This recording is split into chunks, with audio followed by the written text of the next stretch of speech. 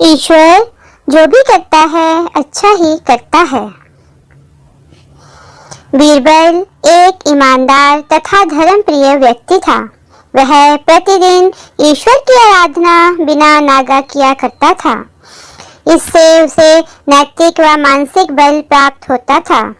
वह अक्सर कहा करता था कि ईश्वर जो कुछ भी करता है मनुष्य के भले के लिए ही करता है।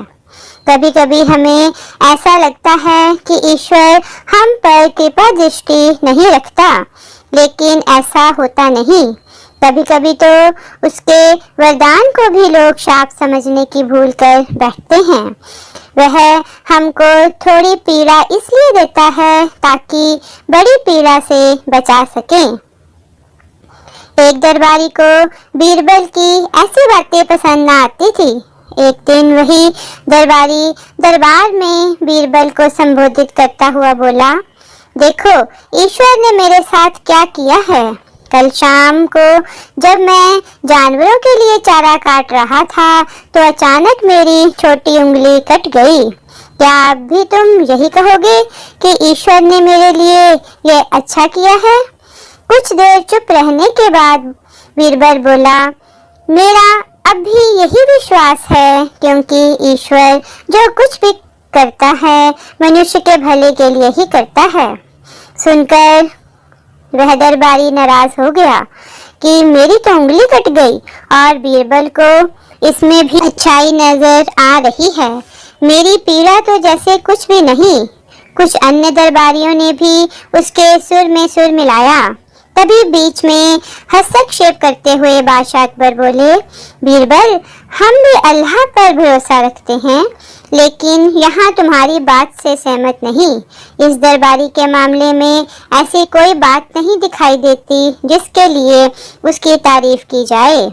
बीरबल मुस्कुराता हुआ बोला, ठीक है जहाँपनाह, समय ही बताएगा। अब 3 महीने बीत चुके थे। वह दरबारी जिसकी उंगली कट गई थी घने जंगल में शिकार खेलने निकला हुआ था। एक हिरन का पीछा करते वह भटक कर आदिवासियों के हाथों में जा पड़ा। वे आदिवासी अपने देवता को प्रसन्न करने के लिए मानव बलि में विश्वास रखते थे, अतः वे उस दरबारी को पकड़कर मंदिर ले गए। लेकिन जब पुजारी ने उसके शरीर का निरीक्षण किया तो हाथ की एक उंगली कम पाई। नहीं, इस आदमी की बलि नहीं दी जा सकती।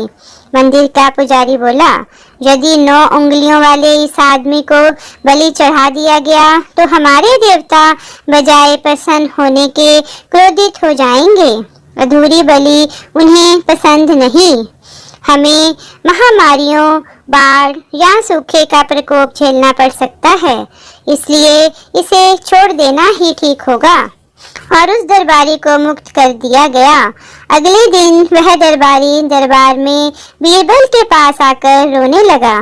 तभी बादशाह अकबर भी दरबार में आ पहुंचे और उस दरबारी को बीरबल के सामने रोता देखकर हैरान रह गए। तुम्हें क्या हुआ, रो क्यों रहे हो? अकबर ने सवाल किया। जवाब में उस दरबारी ने अपनी आप बीती विस्तार से कह सुनाई। वह बोला, अब मुझे विश्वास हो गया है कि ईश्वर जो कुछ भी करता है मनुष्य के भले के लिए ही करता है। यदि मेरी उंगली न कटी होती तो निश्चित ही आदिवासी मेरी बलि चढ़ा देते। इसलिए मैं रो रहा हूँ, लेकिन ये आंसू खुशी के हैं। मैं खुश हूँ क्योंकि जिंदा हूँ। बीरबल के ईश्वर पर विश्वास को संदेह की दृष्टि से देखना मेरी भूल थी। अकबर ने मंद मंद मुस्कुराते हुए दरबारियों की ओर देखा, जो सिर झुकाए चुपचाप खड़े थे। अकबर को गर्व महसूस हो रहा था कि बीरबल जैसा बुद्धिमान उसके दरबारियों में से एक है। धन्यवाद। छोटा बांस बड़ा बांस। एक दिन अकबर व बीरबल बाग में सैर कर रहे थे। बीरबल लतीफा सुना रहा था और अकबर उसका मजा ले रहे थे। तभी अकबर को नीचे घास पर पड़ा बांस का एक टुकड़ा दिखाई दिया। उन्हें बीरबल की परीक्षा लेने की सूझी। बीरबल को बांस का टुकड़ा दिखाते हुए वह बोले, क्या तुम इस बांस के टुकड़े को बिना काटे छोटा कर सकते हो? बीरबल लतीफा सुनाता सुनाता रुक गया और अकबर की आंखों में झांका। अकबर कुटिलता से मुस्कुराए। बीरबल समझ गया कि बादशाह सलामत उससे मजाक करने के मूड में है। अब जैसा बेर सिर पैर का सवाल था तो जवाब भी कुछ वैसा ही होना चाहिए था। बीरबल ने इधर उधर देखा। एक माली हाथ में लंबा बांस लेकर जा रहा था। उसके पास जाकर बीरबल ने वह बांस अपने दाएं हाथ में ले लिया और बादशाह का दिया छोटा बांस का टुकड़ा बाएं हाथ में। बीरबल बोला, हजूर, अब देखें इस टुकड़े को, हो गया ना बिना काटे ही छोटा। बड़े बांस के सामने वह टुकड़ा छोटा तो दिखना ही था। निरुत्तर बादशाह अकबर मुस्कुरा उठे बीरबल की चतुराई को देखकर।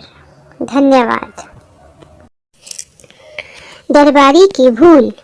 जब बीरबल ने बादशाह अकबर को उनकी भूल का एहसास कराया तो बादशाह अकबर बहुत खुश हुए और बीरबल की तारीफ की। बीरबल आगे आए और बड़े आदर से झुककर बादशाह को सलाम किया। बीरबल द्वारा बादशाह के सामने झुकने पर उनकी कमर की थैली से तांबे का एक सिक्का निकलकर वहीं गिर गया। बीरबल उसे कालीन पर तलाश करने लगे। उसी समय एक जलनखोर दरबारी खड़े होकर बादशाह अकबर से बोला, जहां पना, आपने कितने कंजूस आदमी को अपना प्रिय दरबारी बना रखा है। आप बीरबल को कितने पुरस्कार और इनाम देते हैं। आपकी ओर से सभी बेहतरीन इनाम भी इनके घर जाते हैं, फिर भी ये तांबे के एक सिक्के को खोजने के लिए कितने बेचैन हैं। बादशाह अकबर ने बीरबल को गुस्से से देखा। बीरबल खड़े होकर बोला, जहां पना, तांबे का सिक्का आपके राज्य की मुद्रा है। इस पर आपका चित्र अंकित है। अगर ये मुझे नहीं मिला तो इस पर किसी का पैर पड़ सकता है और आपके प्रति वफादार होने के नाते मैं ये कभी नहीं देख सकता। यह सुनकर बादशाह अकबर को बहुत खुशी हुई। वे सोचने लगे कि उन्होंने यूं ही बीरबल को अपना प्रिय मंत्री नहीं कहा है।